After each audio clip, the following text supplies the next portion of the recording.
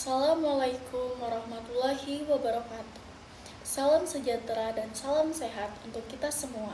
Saya, Selvi Andela, mahasiswa program studi D4 Teknologi Laboratorium Medis Universitas Kadar Bangsa Palembang. Pada kesempatan ini, saya akan memaparkan presentasi ilmiah dengan judul Pelanggaran Etika Laboratorium Medis di Daerah Terpencil dalam Kajian Teori Konstitusi Nusantara. Yang pertama, kita masuk pada latar belakang. Laboratorium medis memegang peranan penting dalam sistem pelayanan kesehatan sebagai pusat data ilmiah yang menunjang diagnosis dan pengobatan pasien. Namun, di banyak daerah terpencil, praktik laboratorium medis masih menghadapi berbagai tantangan, baik dari segi sumber daya manusia, sarana, maupun pemahaman terhadap etika profesi. Sayangnya, hal ini masih memicu berbagai bentuk pelanggaran etika, mulai dari kurangnya informed consent, penyampaian hasil yang tidak akurat, hingga perlakuan diskriminatif terhadap pasien dari kalangan adat atau masyarakat miskin.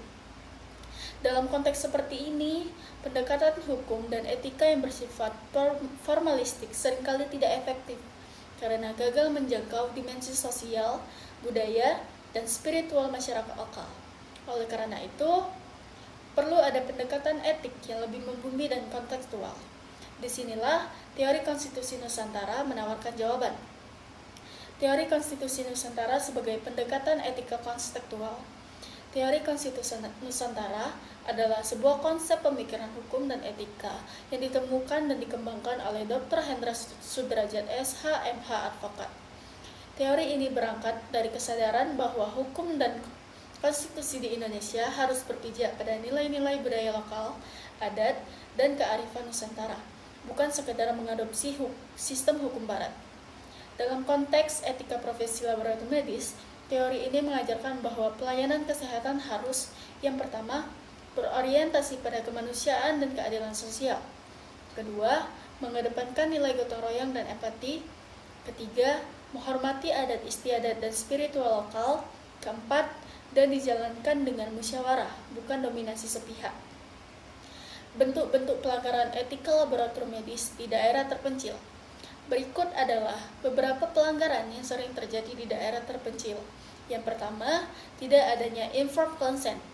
Maksudnya, banyak pasien tidak diberi penjelasan tentang prosedur laboratorium, apalagi hak untuk menolak. Ini bertentangan dengan prinsip menghargai otonomi pasien. Kedua, diskriminasi pelayanan. Pasien dari komunitas adat atau yang tidak mampu secara ekonomi seringkali diperlakukan dengan rendah atau dilayani terakhir. Ketiga, pemeriksaan dilakukan oleh tenaga tidak kompeten.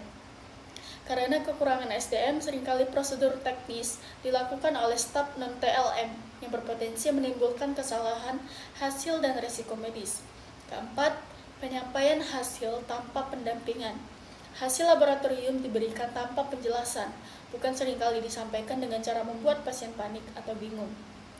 Analisis etis menurut teori konstitusi Nusantara. Teori konstitusi Nusantara yang oleh Dr. Hendra Sudrajat, SH MH Advokat, menilai bahwa pelanggaran etika ini bukan sekedar pelanggaran teknis, tetapi pengkhianatan terhadap nilai-nilai luhur bangsa, yaitu tidak manusiawi, karena mengabaikan martabat dan hak pasien sebagai makhluk ciptaan Tuhan yang setara. Kedua, tidak berkeadilan karena memperkuat kesenjangan antara pusat dan pikiran. Ketiga, tidak bermusyawarah karena keputusan dilakukan secara sepihak oleh tenaga medis tanpa melibatkan pasien atau keluarga. Tidak berakar budaya karena mengabaikan adat lokal dalam proses pelayanan medis. Dalam teori ini, penyelesaian pelanggaran etika harus dilakukan tidak hanya sanksi administratif, tetapi juga dengan pendekatan edukatif dan restoratif berbasis budaya lokal.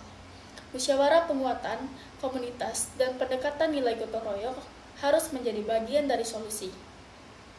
Berdasarkan kajian ini, saya mengusulkan yang pertama, pelatihan etika berbasis budaya lokal bagi seluruh tenaga TLM, terutama yang ditugaskan di wilayah terpencil. Kedua, pedoman pelayanan. Laboratorium berbasis teori konstitusi Nusantara yang menggabungkan regulasi medis dan nilai-nilai adat. Ketiga, kemitraan dengan tokoh adat dan tokoh agama dalam pelaksanaan pelayanan kesehatan di komunitas. Keempat, peningkatan literasi, kesehatan masyarakat, agar pasien memahami hak-haknya sebagai penerima layanan laboratorium. Kelima, pengawasan etika yang bersifat partisipatif, bukan hanya top down, agar masyarakat ikut terlibat dalam menjaga mutu dan moralitas pelayanan. Baiklah, sebagai penutupnya, saya Selvi Andela menyatakan bahwa teori konstitusi Nusantara yang ditemukan oleh Dr. Hendra Sudrajat, SH.MH Advokat, memberikan arah relevan dan solutif dalam menyikapi persoalan pelanggaran etika laboratorium medis di daerah terpencil. Teori ini mengajak kita untuk tidak memaksakan etika berbasis sistem luar, tetapi membangun praktik profesional yang berakar dalam budaya kita sendiri, menghargai manusia sebagai makhluk sosial, dan menjaga kehormatan masyarakat agar kehormatan masyarakat adat sebagai bagian sah dari republik ini. Sebagai calon tenaga laboratorium medis, saya meyakini bahwa etika bukan hanya soal prosedur dan sanksi, tetapi soal nurani, budaya, dan tanggung jawab. Melalui teori konstitusi Nusantara, kita dapat membentuk profesi TLM yang lebih manusiawi, bermoral, dan membumi. Terima kasih. Salam teori konstitusi Nusantara. Wassalamualaikum warahmatullahi wabarakatuh.